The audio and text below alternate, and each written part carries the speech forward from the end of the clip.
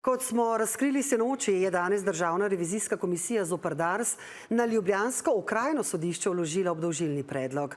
Gre za inženirske in svetovalne storitve pri gradnji nove poslovne stavbe Darsa, ki so se od prve pogodbe podražile za kar 90%. Kako pa bo ukrepal Slovenski državni holding, ki lahko vodstvo te državne družbe tudi odpokliče? Kaja Kobetič.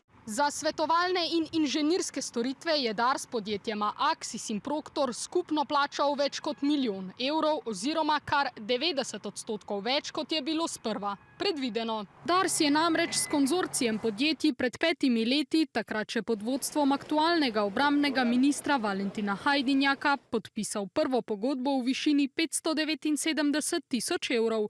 Hajdinjakov naslednik Andrej Ribič pa je maja lani na to sklenil še aneks za 170 tisoč evrov oziroma dodatnih 29%. Ker zakon o javnem naročanju prepoveduje podražitve nad 30%, je bil Dars s tem aneksom torej na zgornji meji. Ali je zato Dars 4 mesece kasneje naredil obvod? Septembra lani je namreč z istima podjetjema sklenil novo, drugo pogodbo, po vsebini precej podobno prvim. Zanjo pa odštel 350 tisoč evrov, kar pomeni, da so za storitve morali odšteti skoraj 2-krat več, kot so načrtovali. Nezakonito na Državni revizijski komisiji, kjer so vodili prekrškovni postopek, menijo, da ja. Danes so na okrajno sodišče v Ljubljani namreč vložili obdolžilni predlog.